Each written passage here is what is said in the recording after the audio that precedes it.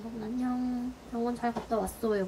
주사 뭐 항생제 맞고 진통제 맞고 수액 2개 맞고 그랬거든요. 지금은 엄마 집에 잠깐 왔어요. 엄마가 최근에 이사를 하셔가지고 토요일날 엄마가 이사를 하셨거든요. 이사한 지 토요일 3일 됐네요. 엄마가 집에 있는 짐 다 옮기면서 제 방에 있는 것만 빼고 싹 다 물건을 다 빼가지고 저희 집에는, 지금 제가 있는 집에는 텅텅 빈 상태이고요. 냉장고 이런 거 없어가지고 그냥 물 사다 마시고 밥 먹을 때 엄마 집에 와서 엄마가 해놓은 밥 먹고 약 먹고 그랬어요. 여러분, 제가 늘 말씀드렸듯이 목이 아프면 진짜 방법이 빨리 병원 가는 것밖에 없거든요. 여러분도 아시죠? 저 진짜 6시 반인가? 부터 눈 떠가지고 자다 깨다 하면서 병원이 9시에 문 열거든요? 그래가지고 8시 50분에 정신 차리고 씻고 나와서 병원에서 한 1시간 정도 있었던 것 같아요. 그래도 병원에서 수액 맞고 진통제랑 항생제랑 막 때려 맞았더니 진짜 금방 좋아졌거든요, 여기가. 지금은 침 삼킬 때 느낌은 있는데 오늘 새벽처럼 막 엄청 힘든 상황은 아니고 방금 약도 먹었으니까 괜찮아질 것 같아요, 금방.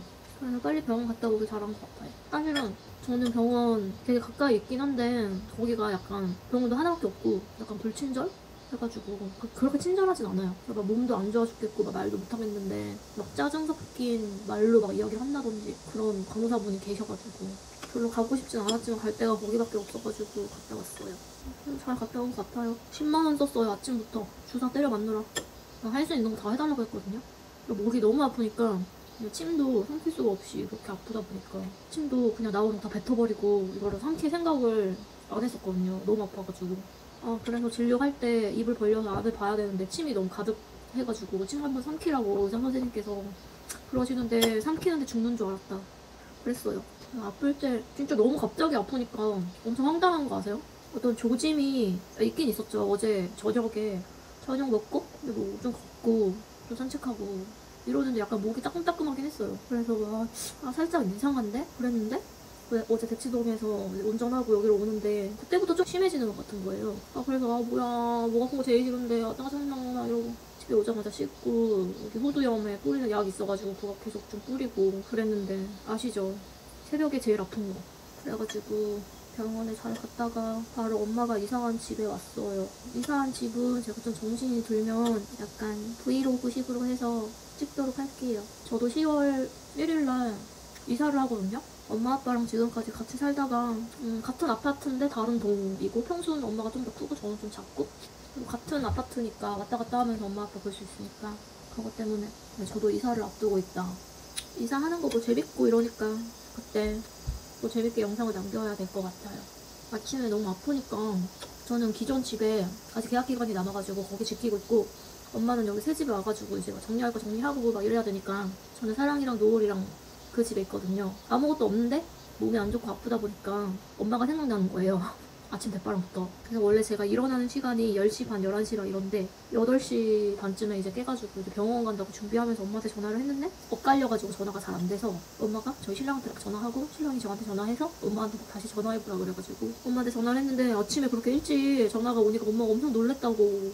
원래 그 시간에 너가 잘 시간인데 아침에 너무 일찍 전화가 오면은 엄마가 엄청 놀라세요. 그래서 막 목이 아프다고 막 병원 갈 거라고 막 그랬거든.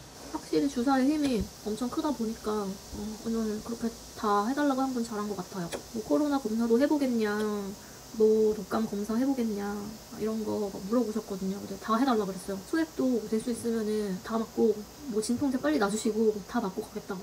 그래서 1시간 정도 병원에서 수액 맞고 엄마 집에는 밥 먹으러 왔어요. 잘 아플 때 잘 챙겨 먹고 또 약이 독하니까 엄마 집에는 밥 먹으러 왔어요.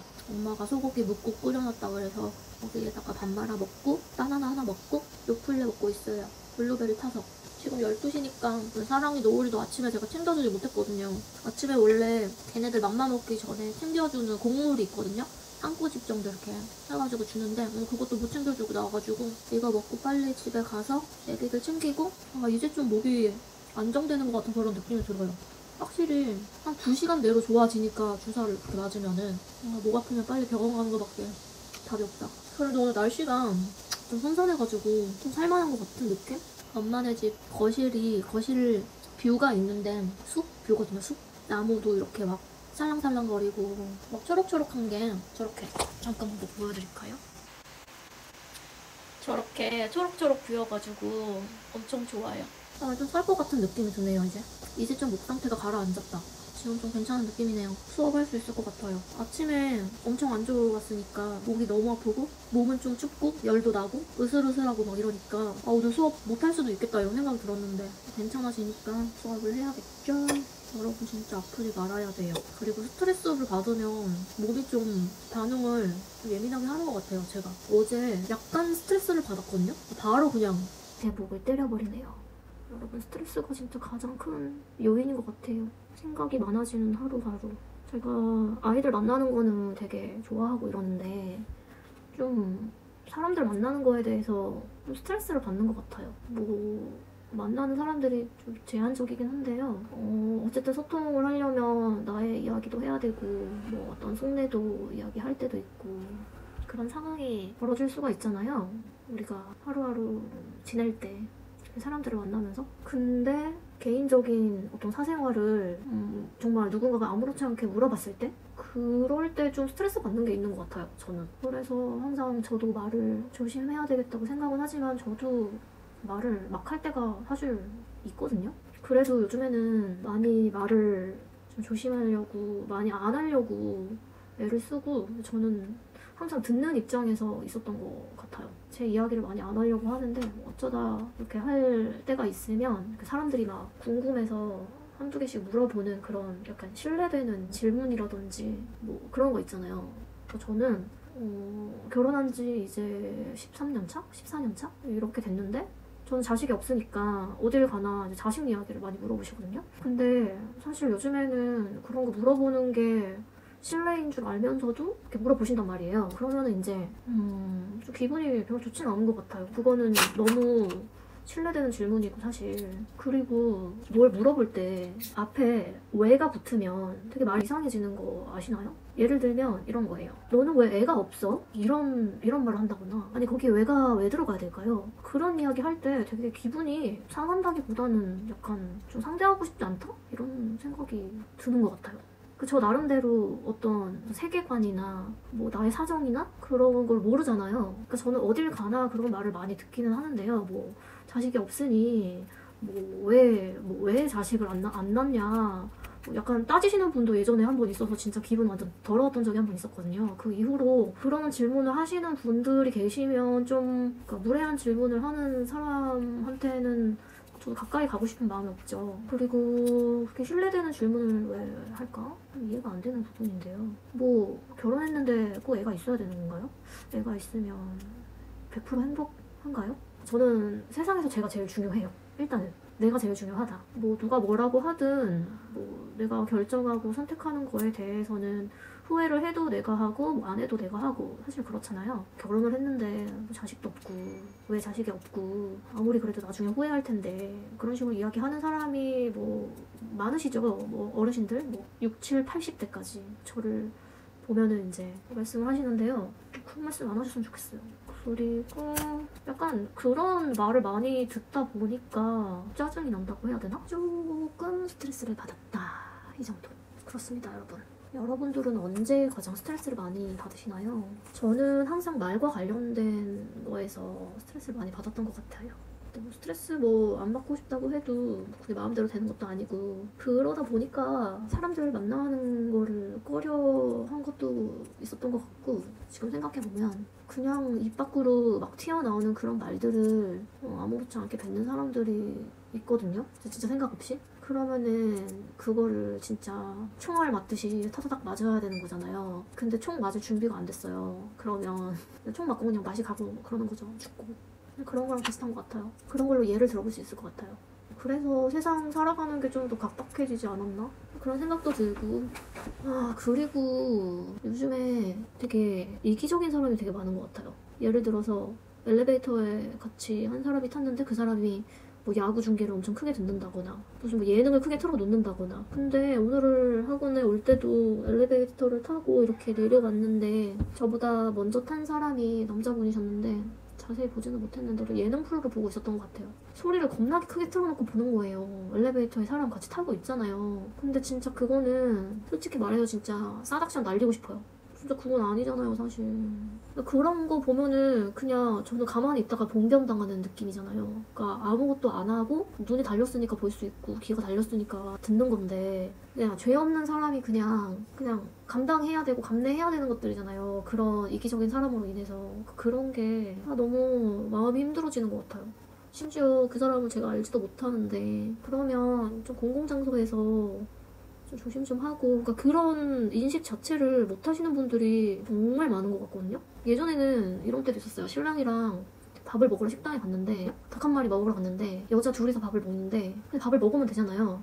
근데 이 둘 중에 하나가 전화통화를 하면서 밥을 먹는데 앞에 있는 여자는 아랑곳하지 않고 민망할 거 아니에요.